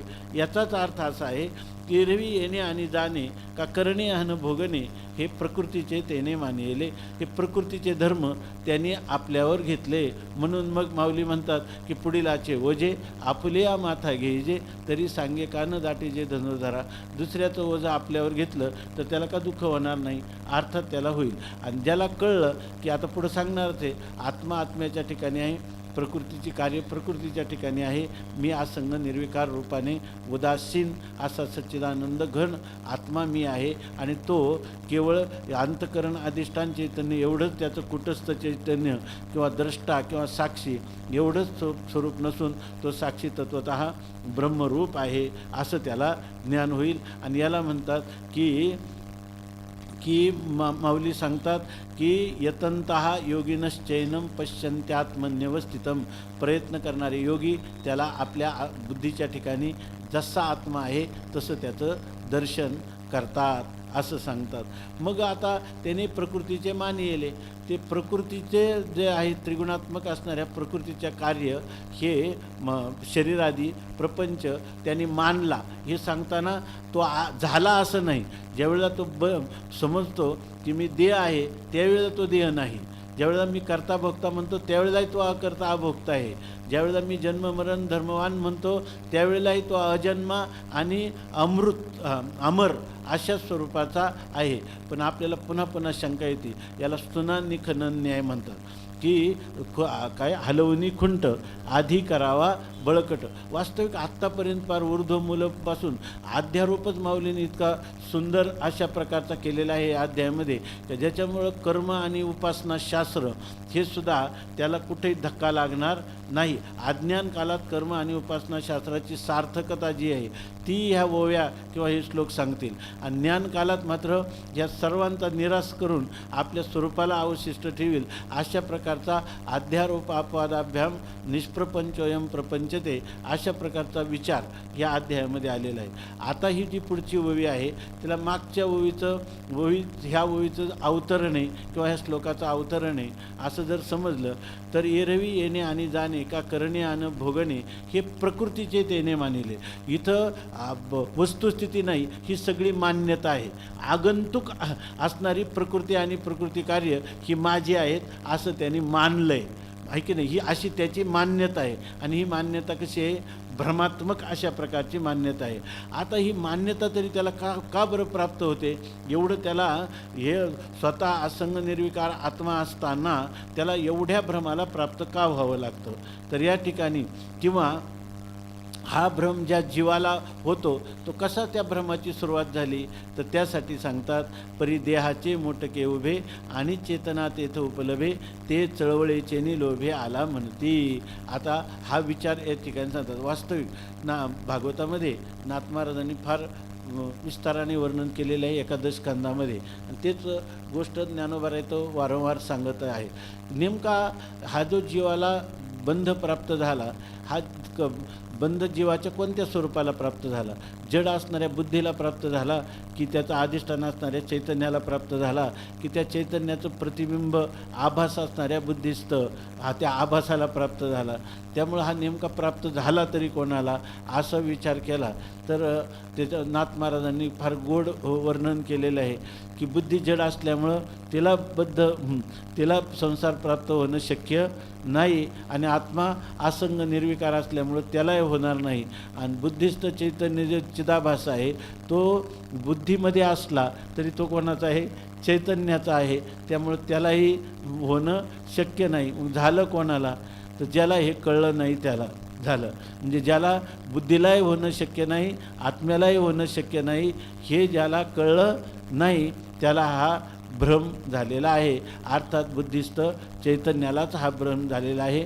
चिदाभास, त्याच्या चिदाभासाने बुद्धीचं तादात्म्य केल्यामुळं त्याला बिनाकारण प्रमाता, संसारी, जीव अशा प्रकारची नामाभिधानं त्याला प्राप्त झालेली आहेत. पण काही असो, शास्त्र दयाळू आहे, त्याला एक क्रम सांगतं कसं कसं झालं, म्हणजे कोणत्या क्रमाने बद्धता आली तर त्याच्या विरोधी क्रमाने तुम्हाला ती बद्धता घालवता येईल. याच्यासाठी आम्हाला मार्गदर्शन करणं सुलभ जाईल. अशा प्रकारचं आता इथून पुढं माऊली सांगणार आहेत. उद्यापासून आपण पाहू. पुंडलिक वरदा हरी विठ्ठल, श्री ज्ञानदेव तुकाराम, ज्ञानेश्वर महाराज की जय. हां हां बोला. ते हे द्या माहीत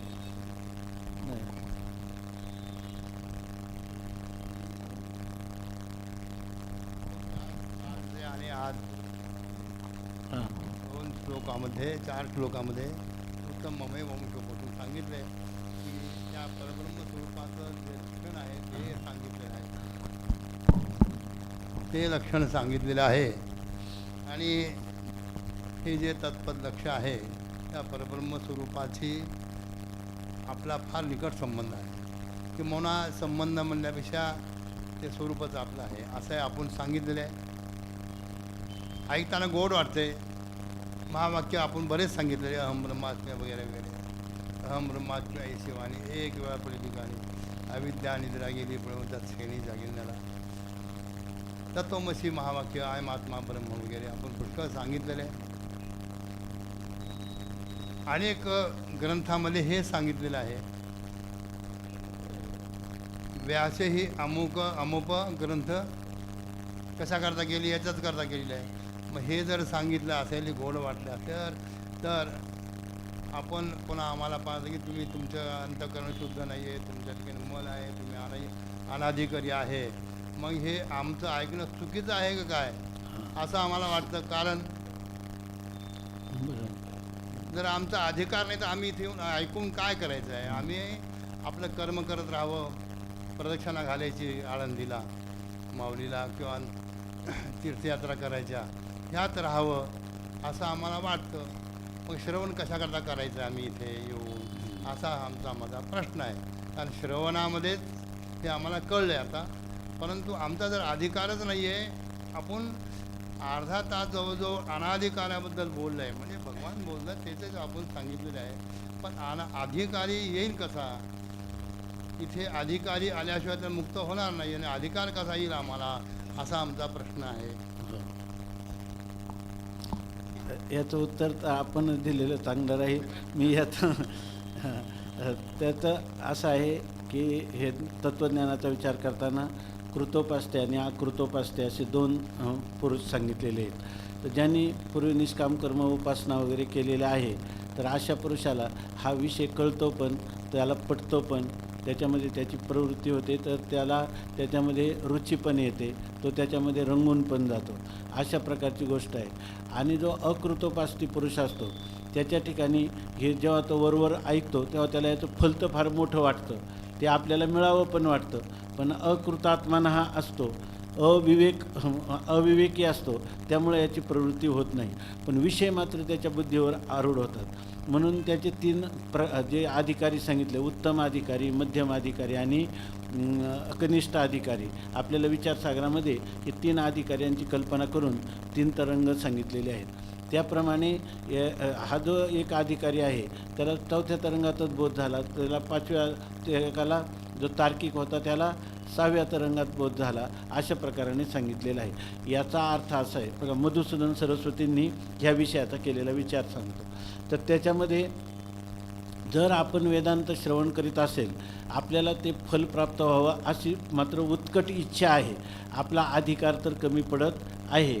आता मग अधिकार कमी पडत आहे म्हणजे 5व्या तरंगाचा विषय आणि 6व्या तरंगात लिहिलं आहे की ईशत मल आणि ईशत विक्षेप, म्हणजे ज्याच्या अंतकरणात काही पापवासना अजून आहेत आणि काही अंतकरणामध्ये चांचल्य आहे. पुष्कळ त्यांनी प्रयत्न केलेला आहे अधिकारी होण्याचा, पण ह्या गोष्टी राहिल्यामुळं 4थ्या तरंगात त्याला पूर्ण बोध होऊ शकला नाही. तर मग अशा वेळेला त्यांनी काय करावं? त्याला हे चांगलं कळलं की चित्त शुद्ध नाही आणि त्याचं साधन काय आहे? निष्काम करणं. चित्तशुद्ध नाही, स्थिर नाही, त्याचं साधन आहे उपासना. मग त्याने आता परत पाठीमागं जावं की काय करावं, की तुमच्याबरोबर राहावं की न राहावं त्यांनी. कारण आम्हाला कळते चित्तशुद्ध नाही, आम्हाला बोधही पण झालेला नाही आणि व्हावा तर वाटतो, आणि तुमच्या श्रवणात मनही रमतं आणि आम्हाला विषयही कळतो. जर त्याला बुद्धिमत्ता चांगली असेल, विषय कळत असेल, तर अशा पुरुषांनी तो अकृतोपास्ती असल्यामुळं त्याला या ठिकाणी त्याचं मन जे आहे ते पूर्णपणे समर्पित ह्या सिद्धांताशी होत नाही, वेदांत सिद्धांताशी. एकरूपता त्याला प्राप्त होत नाही, अनुभूती येत नाही. तर त्याच्यासाठी मग त्यांनी काय करावं याविषयी मधुसूदन सरस्वतींनी कोणते तरी एक स्मृतिग्रंथ आहे, त्या काय आता लक्षात नाही, तर त्या स्मृतीचं प्रमाण दिलेलं आहे की अशा वेळेला तुम्हाला जे काही पूर्व पाप आहे किंवा पाप वासना आहेत, तर त्याची निवृत्तीसुद्धा जर तुम्हाला विषय कळत असेल आणि तुम्ही आपला अधिकार उंचवण्यासाठी जर ते निषिद्ध कर्म आहेत त्यांचा त्याग करून चित्ताची एकाग्रता करून पुन्हा पुन्हा श्रवणात अधिक शक्ती लावून जर तुम्ही केलं, तर त्या ठिकाणी जे तुम्हाला अदृष्टाचे प्रतिबंध आहेत, तर तिथं तुम्हाला उत्कट असं पुण्य निर्माण होऊन श्रवणाने तुमचा उद्धार होईल. 1 मिनिट. श्रवणादे ठीक आहे, श्रवण करून जर आम्हाला ज्ञान होत नाही, ती अवस्था प्राप्त होत नाही, त्याकरता आपण कर्म उपासना प्रतिपादन करता म्हणून करायला पाहिजे असं म्हणतात. चित्त शुद्ध झालं पाहिजे, चित्ताची स्थिरता झाली पाहिजे, हे जे आपण सांगताय. पण हे करण्याकरता हा मार्ग सोडून तो मार्ग पत्करायचा का आम्ही नाही? ते सांगतो ना, तो मार्ग पत्करण्याची गरज नाही. कारण ह्या श्रवणासाठी जी अंतरंग साधना आहेत त्याच्याकडे तुमची प्रवृत्ती आहे, आणि त्यामुळे ह्या प्रवृत्ती असल्यामुळं तुम्हाला एक पाऊल घरापासून जेव्हा आपण टाकतो श्रवणासाठी, वेदांत श्रवणासाठी, तर त्यांनी सांगितलं 80 कृच्छ्र आणि 80 चांद्रायनं व्रत केल्याचं फल त्याला मिळतं, एवढं अदृष्ट निर्माण होतं.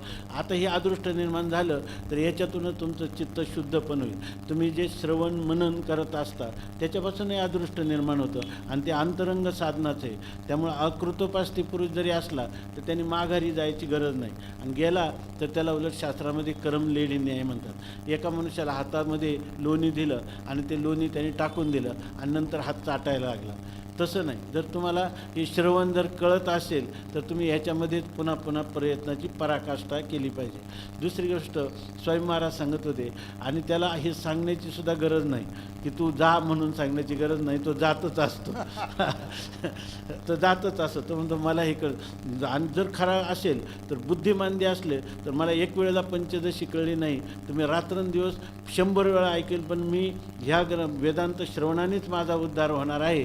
कारण वेदांत श्रवणातच हे कळलं आहे का नान्य हा पंथा विद्यते अयन आहे, दुसरा कोणता मार्गच नाही. आणि तुम्हाला जे वाटतं पाप पुण्य काही कोणाला दिसलं नाही, शास्त्रांनीच सांगितलं ना, तुम्हाला निष्काम कर्माने जे अदृष्ट निर्माण होईल त्यांनी तुमचं चित्त शुद्ध होईल, असं कोणी सांगितलं? शास्त्रांनीच सांगितलं. आणि तेच शास्त्र जर सांगत असेल, वेदांत श्रवण करणाऱ्याला एका वेळेला म्हणजे 84 महिने जर तुम्ही एक व्रत करायचं म्हणलं, 80 कृच्छ्र आणि चांद्रायण करायला 84 महिने म्हणजे 12×7 84, 7 वर्ष, पावणे 7 वर्ष लागतात. ते एका पावलाला वेदांताचं श्रवण करणाऱ्याला मिळत असेल तर त्यांनी घाबरायचं काही कारण नाही, आहे की नाही? मला ह्याचं काही जरी झालं, देहमोहा पाहतंय आम्ही, कार्यमोहा साधं, मी वेदांत श्रवणाने माझं निश्चित कल्याण होणार आहे. हे कोणी सांगितलं? शास्त्रांनी आणि शास्त्रकारांनीच सांगितलेलं आहे की नाही? हे साधनं बहिरंग आहेत की नाही? कर्म उपासना ही श्रवणाच्या मनाने बहिरंग साधनं आहे ना, आणि तर अंतरंग साधनाचं मी अनुष्ठान करतो. पण माझ्या जीवनाचं नाव श्रवण आहे, माझ्या जीवनाचं नाव मनन आहे, निधिध्यासन आहे, आज तत्वम पदार्थ शोधन आहे, असं ठेवून जो करेल तर त्या ठिकाणी त्याला या कर्म आणि उपासनेची फलं त्याच्यामध्ये होतात. त्याच्यासाठी त्यांनी सांगितलं की 150 न्याय, की 100 रुपयाची जर एखाद्याला नोट दिली तो म्हणला मला 50 लागतात, तो 50 दे, 100 देऊन काय उपयोग आहे? अरे 100मध्ये 50 आलेच ना. तसं वेदांत श्रवणावर एवढी श्रद्धा पाहिजे की वेदांत श्रवण आणि मला माझ्या जीवनातलं सर्व काही प्राप्त होणार आहे.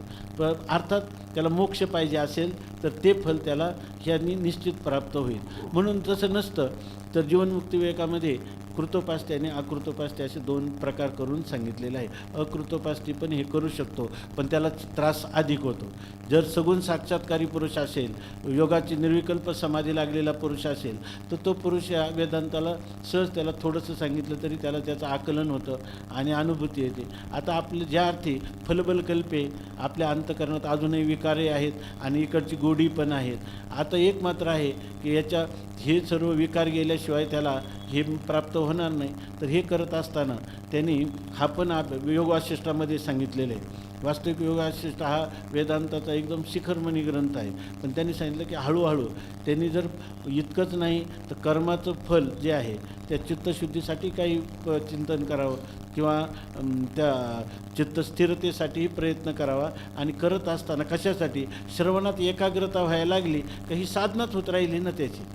त्यामुळं तसं आकृतोपास्तीने काही भिण्याचं कारण नाही. आणि करील तर तो काय होईल, करमलेडी न्याय होईल. त्याला त्यांनी सांगितलेलं. आता आपण ठीक आहे. आता आपल्याला धैर्य आलं की आपण श्रवण केलेलं करतोय त्याच्यामध्ये आपण सोडायचं नाही आहे. आम्हाला धैर्य आले आता की आम्ही जे श्रवण आणि तुम्ही करतो, म्हणाल पण आमचा अनुभव आहे की आमच्या वर्षाच्या वर्ष गेले तरी अजून तर झालेलं नाही. तर तुम्हाला हा एक निश्चय लागेल का साक्षात्कारपर्यंत. ते म्हणणार मरणाची जवळ वेळ आली तरी नाही झालं, पुढच्या जन्मात हां कुठपर्यंत साक्षात्कार होईपर्यंत मी हे करीत राहील असं. आणि दुसरं म्हणजे असं आहे की ज्यांना याची आवड नाही आहे ते आपोआप निघून जातात. स्वामी महाराज जातात, म्हणाले, ते आपण आपोआप पहिल्यांदा जातात. सांगितलं त्यांना सांगावं लागणार. याचं एक दुसरं एक असं उत्तर आहे. मला जे आठवतं आहे, आम्ही नेहमी सांगतो, आमच्या श्रोत्याला माहिती आहे की ब्रह्मविभूत रंगनाथ महाराजांनी असं सांगितलेलं आहे मला. याचा प्रश्न आपल्याला विचारला तर मी गुरुजीला विचारला होता आम्ही की गुरुजी हे आता आपण सांगता की ब्रह्मज्ञान फार जवळी आहे, पण म्हणजे जवळ आहे म्हणून भेटत नाही आहे.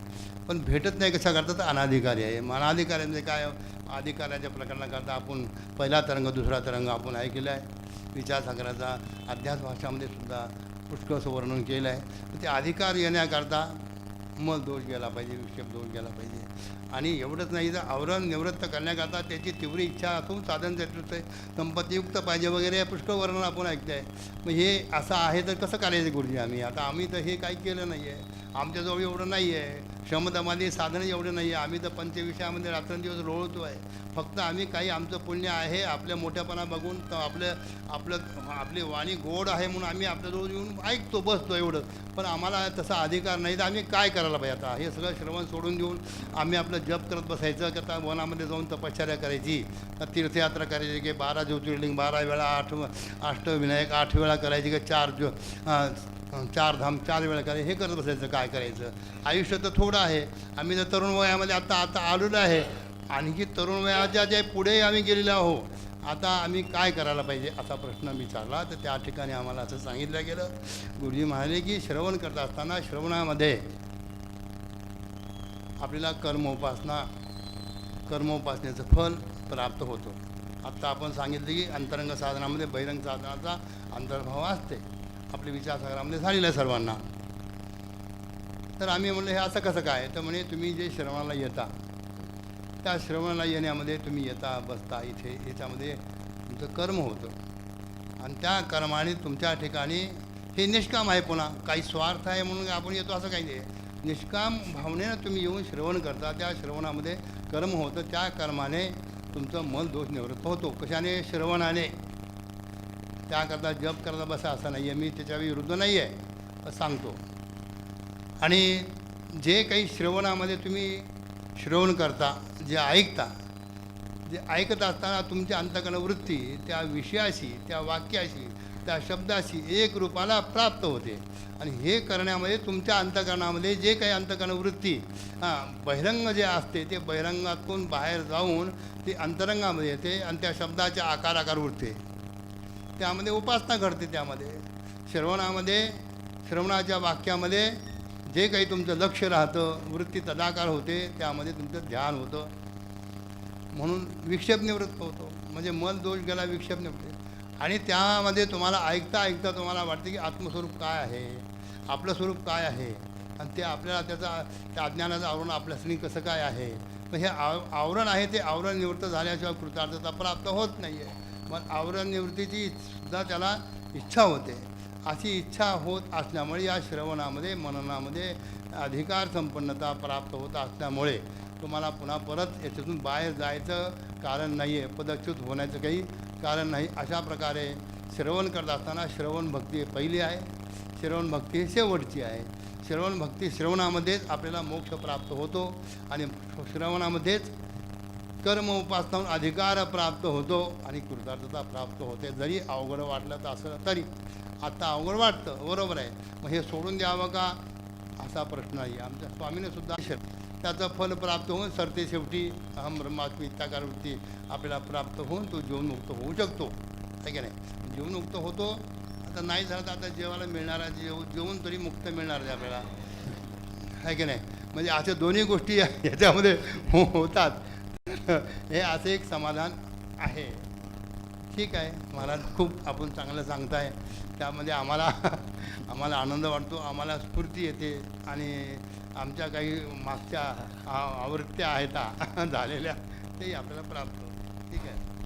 आता यानंतर आता आपल्याला नाश्ता आहे, लगेच खाली जायचं आहे आणि नाश्ता झाल्यानंतर आपल्याला इथं भजन करायचं. जगद्गुरू तुकाराम महाराजांनी का त्याचं भजन करणारे जे मंडळी त्यांनी इथं थांबायचं, भजन करायचं. त्यानंतर भोजन आहे आणि आज रामायण आहेच आपलं 4 ते 7 आणि 7 वाजता लगेच 5 मिनटात 10 मिनटामध्ये कीर्तन ते हरिभक्तपणा हळदे महाराज म्हणून आहे, त्यांचं कीर्तन होईल आणि कीर्तन झाल्यानंतर पुन्हा भजन आहे. कुंडली कवरदा हरी विठ्ठल. उद्यापासून आपला 18वा अध्याय सुरू होतं. तेव्हा 18वा अध्यायाचं पारायण महिन्याभराचं पारायण आहे. त्यातलं एकच अध्याय राहिलेला आहे. 18वा अध्याय हे एक अध्यायी गीताचे आहे. म्हणून ज्यांना करता आलं नाही त्यांनी 18व्या अध्यायाचं पारायण आपण सामूहिक उद्यापासून सुरूच होत आहे.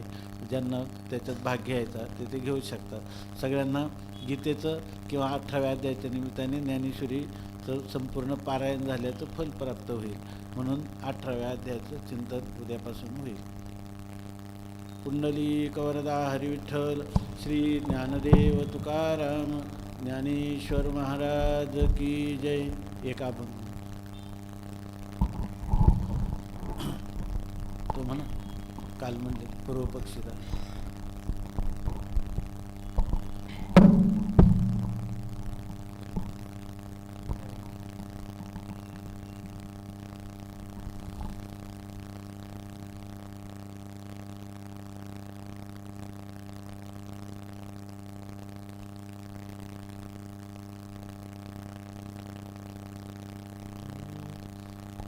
देवती बड़े धरेला सायासे, देवती बड़े धरेला सायासे.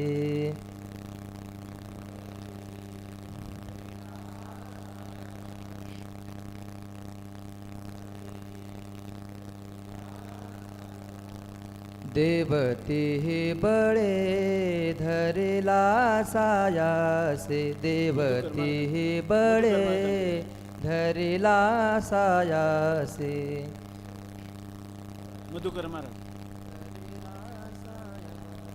देवती बड़े धरेला साया, करुनिया नाश उपाधीचा, करुनिया नाश उपाधीचा. पूर्व पक्षी धातो धिक्कारिले जन, पूर्व पक्षी धातो धिक्कारिले जन. करुनिया नाश उपाधीचा, करुनिया नाश उपाधीचा. पूर्व पक्षी धातू धिक्कारिले जन, पूर्व पक्षी धातो धिक्कारिले जन. स्वये जनार्दन तेचे झाले, स्वये जनार्दन तेचे झाले. पूर्व पक्षी धातो धिक्कारिले जन, पूर्व पक्षी धातो धिक्कारिले जन. स्वय जनार्दन तेचे झाले, स्वय जनार्दन तेची झाले पूर्व पक्षी धातू धिक्कारिले जन पूर्व पक्षी धातू धिक्कारिले जन.